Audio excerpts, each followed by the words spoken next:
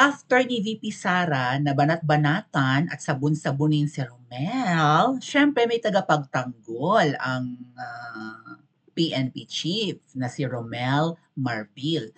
And dahil nga po ang desisyon na yan ng PNP chief at siya naman ay under kay Kuting, ang mga men in uniform po ay under sa Office of the President or Executive Department rather, and particularly sa Office of the President. So, kumbaga kung ano yung justification ng aksyon ni Marbil ay dapat ipagtanggol ng palasyo. Pero siyempre, iwas pusoy ang palasyo. At alam naman natin, hindi yung pusang tabingi ang mukha ang nasusunod dyan, kundi yung babaeng malaki ang tiyan, malaki ang mata, at nangaagaw ng alam nyo na. Okay? Na cute. Cute siya din. Pag na-bad shot ka sa kanya, ay tatanggalan ka ng security personnel. So, ngayon, nag-assign siguro sila ng mga attack dogs kasi may isang attack dog, bago natin puntahan ng ibang senador, na nagtatantrums lang daw ang ating so parang nagdadabog, ganon, masamaan loob, di ba? Hindi na pagbigyan. So, ang pinalalabas niya, sino naman itong, well, politiko siya. We can say na she's a nobody, pero hindi siya sikat local politician. Tumira ako sa lugar ng mga to mga ate at kuya. Ang lugar niya, tapunan ng mga tinitegi. Nung war on drugs nga ni Pangulong Duterte, ang daming pinagtatatapon doon sa tirahan na dati tinirahan kong subdivision dyan sa lugar niya. Also, yung lugar niyang yan, no, although maunlad naman, pero yung mga gilid-gilid doon ng mga, Diyos ko, kahit sa tabing kalsada, may mga nagkukwiki. Like nung one time nagpauwi kami noon ng subdivision galing trabaho diyan sa anong palengke nga yan. San Jose del Monte, palengke ng San Jose del Monte. Tungko! Hello sa mga taga Bulacan, Tungkong Mangga. Nagtrabaho ako sa Tungkong Mangga. Kung saan-saan ako pinadpad ng kapalaran. Okay? Ang dami kong work experience. Naging hardinera, naging yaya ng mga bata, naging labandera, naging cook, kahit hindi ako marunong magluto, eventually natutunan ko yan. Pash-pash naman ang kain yung mga amo ko. Nagtrabaho sa salon, di ba? Nagtrabaho sa call center, o nagtrabaho sa palengke, naging service crew, naging, service crew nga, right? Yung sa mga restaurant. Yeah, ano pang ibang tawag sa service crew, mga kuya? Servidora, ganun, Naging dishwasher. At isa sa naging trabaho ko ay dyan sa Tungkong Mangga. Dyan sa San Jose del Monte kung saan itong alleged attack dog ni VP Sara ay sinasabing nagtatantrums lang daw at isip bata ang ating pangalawang Pangulo. Diyos ko po, sino man tong, hindi naman sikat. At saka, ma'am, going back, yung lugar mong yan, ha? Bukod sa, I don't know, lagpasin ng Caloocan, di ba? At saka ng Lagro, Fairview, dire-diretso, Pakanan, tama ba? Dire-diretso sa San Jose del Monte, Bulacan, hanggang sa makarating ka na ng Sapang Palay and whatnot. Yun lang yung nare-recall ko, nagtrabaho nga ako dyan sa Tungkong Mangga, sa bayan ng San Jose del Monte, sa mismong palengke pa ako nagtrabaho. Hindi makagandahan. Tapos yung tinira naming subdivision sa lugar ng mga yan, doon sa mga gilid-gilid ng kalsada, may magpa-park ng tricycle, and then sa loob ng tricycle, may nagpipinggeran. Finger licking good, nagki-KFC. Ma'am, bago mo naman pulaan ng pangalawang pangulo, pakiayos naman ang nasasakupan mo. Kilalang kilala yata sa, ay hindi, Caloocan yata yung mga Echeverry. Nakikita ko mga nakabalandra yung mga picture ng, yung Echeverry ba Caloocan yan? Basta may mga nakita ko mga picture ng mga politicians yan pagpauwi kami noon ng San Jose del Monte. So allegedly itong si Rida Robes. Robes pala to, akala ko imported yung apelyido Robes. Rida Robes. Robes lang pala. Teka, yung lipstick ko kakangiwi ko. Oh. So, nakabalandar daw ang pagbumukha nito sa mga kalye-kalye and whatnot. So, tanungan ng third floor na pinapanood ko kanina, sa inyo po bang pera yung mga yung ginastos sa printing ng mga pagmumukha nyo nakabalandar sa kung saan-saan man. So, binatikos ni Ibi at ni Joey itong kongresista ba siya? Gobernadora ba siya? Sino ba siya? Kasi ang sabi niya, parang bata daw ang ating pangalawang Pangulo dahil nagmamaktol at inalisan ng security personnel. Tingnan nyo. Atakdog ka ba ni Ma'am Shi, ma'am?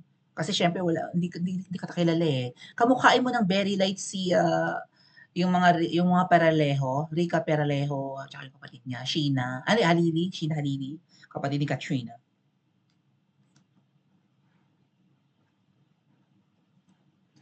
So, parang bata, parang Robes kasi, Rida Robes. Robes slams VP Duterte over tantrums, theatrics on bodyguard issue. Sabi ni Joey, kay ano muna, kay EB muna. Sabi, so effing what? Congresswoman pala. Ah, so kasi sabi ni Miss Maharlika at naririnig ko to sa mga vlogs ng mga anti-government ngayon, na mga anti-government na kanya-kanyang toka daw ang mga kongresista kapag ka nababati ko si Kuting. May maa-assign na mga kongresista na magre-rebat, right, sa mga issue, lalo na yung aatake kay PRRD, kay Pastor Quiboloy, kay VP Sara, kay Kumpulong, sa mga Duterte, kay Baste. Kanya-kanyang toka, di umano ha, hindi ko sinasabing ganun talaga, pero naririnig ko to sa kay Miss Marlica yata, na kanya-kanyang toka sa pag-atake at pagtatanggol. Pag-atake kay sa mga kritiko at pagtatanggol kay Kuting, ang mga kongresista. Kanya-kanyang turno. Turno ba daw? Kanya-kanyang assignment. Oh, totoo ba ito, ma'am? Oh, so effing what? Congresswoman Rida Robes, shoot ng inamels. Sabi ni shoot ng inamels ka. Malutong talaga mga atat kuya. Mas mukhang batang sip-sip ka sa ginawa mo nung 2017. Punyeta ka. Grabe ang pagmumura ni EB. Mems, minamura ka. Punyeta ka. Shoot ng inamels, sabi oh. Di ba noong 2017, nag-file ka ng bill seeking to declare March 28 PRRD's birthday as National effing holiday? Sip-sip. Ay, dila sa puwet pala ito dati sa mga Duterte. So, siya yung dila sa puwet sa ating topic. Okay, nag-like na baga kayo.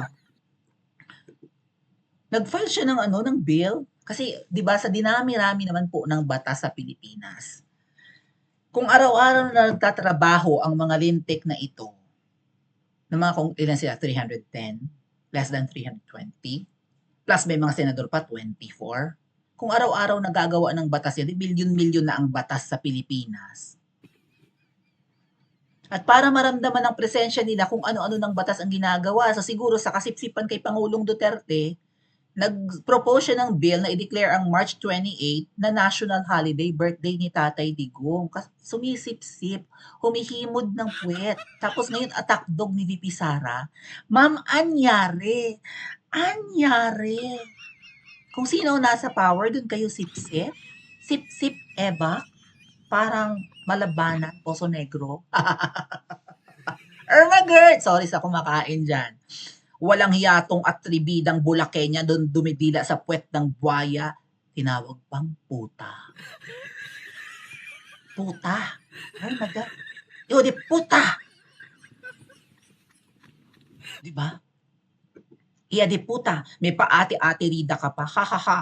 Sabi ni EB, malutong ang mura ni EB Hugalpot. Ma'am, hindi ako nagmumura sa'yo. Tinawag kang shoot ng inamels ka.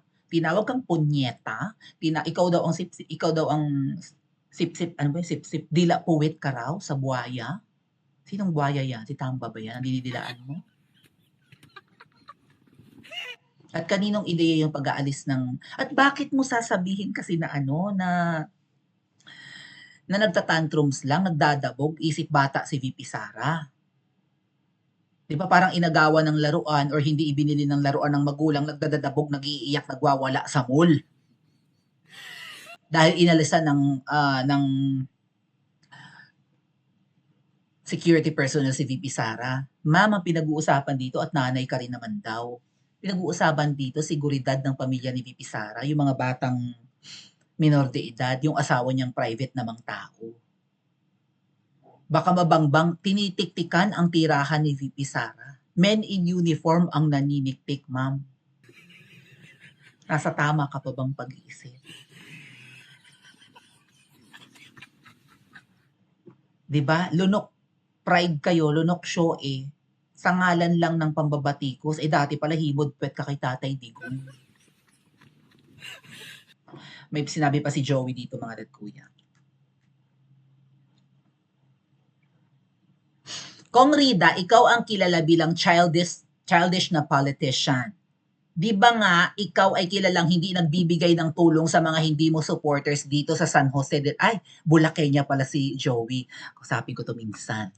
Tumira rin ako ng Bulacan, saglitan lang, eh. Pati sa Sapang Palay tumira rin ako diyan. So, oh, or nagtrabaho. Oh, 'di ba you were caught in public while distributing Christmas ayuda saying, "Sige, bigay mo na 'yan sa mga hampas lupa." Grabe. Really? Like nakuha siya ng video? Sige, bigay niyo na 'yan sa mga hampas. Ba't tatawagin mo hampas? Mata pobre. Oh, you are known to publicly embarrass barangay captains who do not align themselves to you. Kasi hindi kayo kumampi ito yung sabi daw ni Robes, ni Rida Robes. Kayo kasi hindi kayo kumampi sa'kin, wala tuloy kayong natanggap. Sabi daw niya sa mga barangay captain. O ang asawa daw ni Robes ay mayor, 'di ba, sa San Jose del Monte, tapos siya congresswoman. Alam mo po, you have to overcome that political immaturity bago ka magsalita about tantrum at parang isip bata. So kung tutuusin pala Congresswoman Rida Robes, ikaw ang isip bata. Hindi niyo ako binoto so hindi kayo makakatikim. Gano'n siya magsalita. O ibigay niyo yan sa mga Pasko, lalabas sa bibig mo yung mga ganyang kabalahuraang salita. O ibigay niyo na sa Sampas Lupa. Wala kang pinagkaiba doon sa malaki ang tiyan na babae at malaki ang mata, nangaagaw ng alak. At may pag ganon-ganon pa. Tayo cute pa rin. Look at sa interview kay Tuning. Sino ang isip bata? Si VP Sara? O ikaw at si Ma'am Shi? Diyos ko, pinag-uusapan dito seguridad. Hindi mo, you're not placing yourself into someone's shoe. Ibig sabihin, itong si Rida, wala ring empathy. Kahit sa mahihirap, kasi ang tawag nga niya, hampas lupa.